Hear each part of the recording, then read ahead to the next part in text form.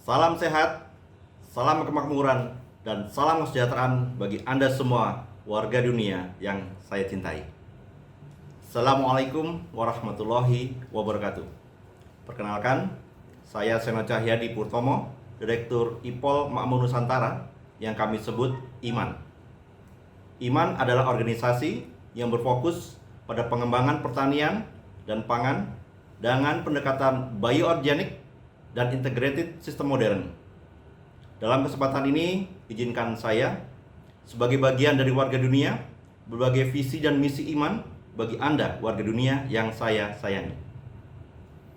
Saat ini, dunia dilanda pandemi global, climate change, efek dari polusi karbon industri dan otomotif yang menyebabkan bencana alam di seluruh dunia. Perubahan alam yang dimulai sejak revolusi industri 2000 tahun yang lalu dan telah membawa dunia pada kemajuan peradaban yang juga kemunduran bagi warganya yang signifikan. Mulai dari kerusakan ekosistem, limbah pertambangan, masalah sampah, buruknya tingkat kesehatan dan mahalnya biaya pengobatan, beban ekonomi rumah tangga, pengangguran, hutang keuangan individu, hingga hutang-hutang negara dan sebagainya yang membuat ketidakseimbangan lingkungan dan kesenjangan ekonomi di antara warga dunia, antara kota dan desa, antara negara kaya dan negara miskin. Ketidakseimbangan akibat revolusi industri itu juga yang menyebabkan menurunnya tingkat kesuburan tanah dan rusaknya ekosistem di daerah pertanian dan perkebunan di seluruh dunia. Penggunaan zat anorganik kimia dalam jumlah masif seperti pupuk kimia, pestisida kimia, serta benih transgenetik yang dipromosikan bisa membawa hasil panen yang maksimal dengan biaya murah, pada kenyataannya sebaliknya.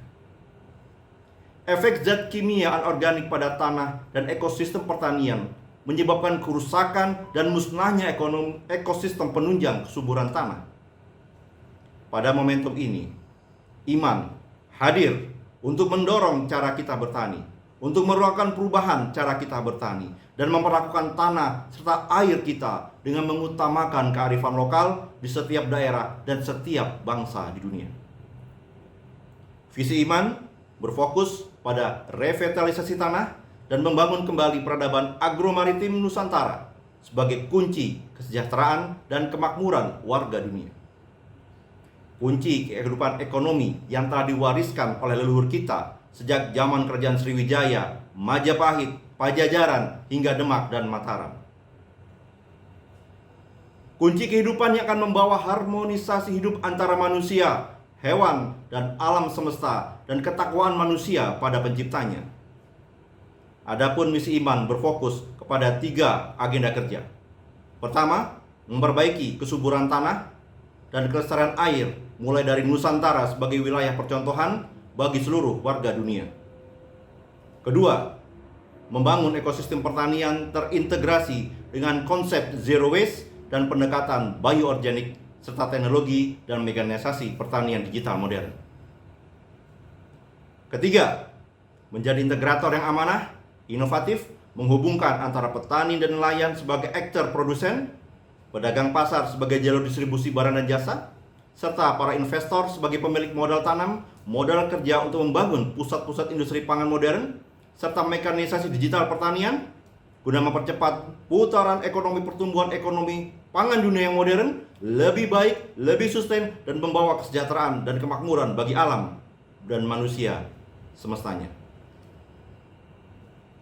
Menyambut program Sustainable Development Goals (SDGs) 2030 berkaitan dengan perubahan iklim, swasembada pangan, peningkatan sumber daya manusia dalam mencapai kesejahteraan yang merata di seluruh dunia yang berkelanjutan, kami bersinergi dengan UNWCI Indonesia untuk mewujudkan program SDGs 2030 di Indonesia sebagai pilot project percontohan dunia.